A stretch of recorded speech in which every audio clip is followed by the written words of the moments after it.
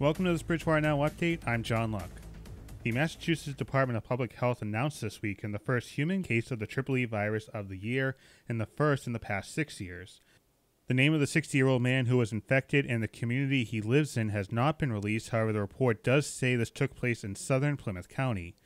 Residents here in Bridgewater may have heard the aerial spraying taking place on Thursday and Friday night, but the DPH warns that everyone should still be taking precautions, including wearing long-sleeve shirts, pants, and socks. Bridgewater remains at a high risk with about 15 other communities. However, after that EEE diagnosis this weekend, 9 Bay State communities are now at a critical risk of the mosquito-borne illness. Carver, Lakeville, Marion, Middleborough, Rochester, Wareham, Acushnet, Freetown, and New Bedford. We'll keep you updated if anything else changes on EEE, and for more information, you can call the Massachusetts Department of Public Health at 1-866-MASS-WNV or visit the links on your screen. The MBTA continues to work on improving its subway system, and it was announced on Monday that the T will see unprecedented closures coming up later on this year. If the plan holds up, the closures would take place on the weekend. The Red Line would see shutdowns from November 16th through December 15th from Broadway to Kendall stations. The Orange Line would be shut down from Sullivan Station to Tufts from October 5th through November 10th, again on the weekend, and the Green Line would see service disruptions as well. For the areas where train service is disrupted, shuttle buses will be used. The infrastructure repairs came to a head after the Red Line derailment earlier this year near JFK UMass and the almost weekly derailments on different parts of the Green Line. The MBTA released a statement on the disruption saying, "We know that diversions in service are an inconvenience in the short term, but these shutdowns will allow us to quicken the pace of investments in the system more efficiently and effectively. We've heard loud and clear that we need to accelerate the pace of improvements. This is an especially important opportunity for the MBTA to replace track in areas that aren't accessible to work crews without these shutdowns. This is certainly a hot-button issue. Is the MBTA doing enough to make an attempt at making things right for riders?" You can leave a message under the video on Facebook or send your comments to jluck@btvaccess.com, and we may use your comments on the air. Time to get a check of the forecast with Jeff Fowler, and this weekend was just about perfect, but the work week may be one where we have to keep the rain gear at the ready. Well, yes, John, as we talked about, we had a fall feel to the weather this past week, and it was really nice around here. And we had a decent day today on this Monday. Now we have another system that is approaching from our south and west. Is going to bring us the threat of some showers and some storms, especially later on Tuesday into Wednesday morning. Then we'll have some slow clearing as we go through midweek, and a really nice end to the week coming up. Outside the studio on this Monday afternoon, 86 degrees here at the BTV studios. You'll notice winds are from the west today, and they've been pretty busy out of the west, and that has kind of held off any kind of sea breeze here. So it's been warm all the way to the coastline today. If you happen to have a chance to head out to the beach today, you knew it was a really nice one out there. Temperatures generally in the mid to upper 80s across the entire Commonwealth. We've had a lot of heat still building in the south. We'll show you that in a moment. And that heat is fueling a storm system that is now developing in the Ohio Valley, and it's going to slowly start to move towards our region. Here's the dew point readings right now. Some of these readings in the 80s in parts of Tennessee. Dew points in the 80s. That is beyond oppressive.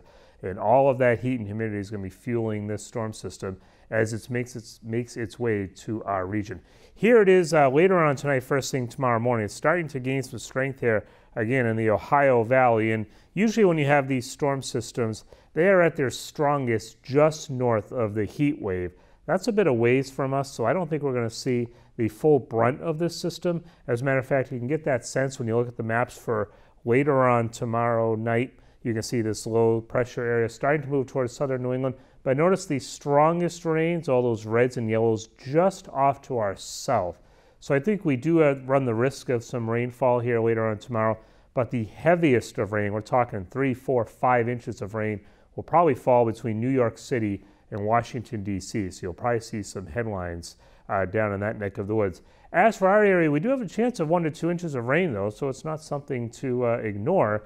And we do have a low risk of some severe weather and winds that could be gusting between 20 and 30 miles per hour during those storms. So keep that in mind. Again, later on tomorrow night seems to be the peak time for that. As for our weather tonight, we do have cloudy conditions. The clouds are going to start to increase from the south coast. That'll keep temperatures up tonight, generally just under 70 degrees. Now for tomorrow, the risk of rain does come in here. I think it gets increasingly wet as we go later in the day, and that's going to keep temperatures down a bit from today, back down into the upper 70s. How about the rest of the week? Well, Wednesday we still run the risk of some showers. It's a slight risk. It'll probably still be cloudy too. Temperatures in the mid-70s. Thursday, this is more of a spot shower, but I do think the sunshine will return. If you're looking for good news, Friday and this upcoming weekend looks really nice again with high temperatures in the upper 70s and lower 80s. Thanks, Jeff. We are T-minus 4 weeks away from the kickoff of the high school football season for the BR Trojans. And with a full rundown of the team's 2019 slate, here's Nick Sylvia. First game will be Saturday, September 7th versus St. John's Prep, away 2 p.m. Friday, 9:13, Duxbury away at 7. 9:19, Friday, away against the Varian Hawks, 7 p.m. 9:27, Friday, against New Bedford, home at 7 p.m. 10:05, Saturday against away Marshfield Rams at 3 o'clock. 10:12, Friday, away against Dartmouth Indians, 7 p.m. 10:25, Friday against Dennis Yarmouth, home at 7 p.m. From 3 games out, playoffs 11-1, 11-9, 11-15. All playoff games, playoff determined.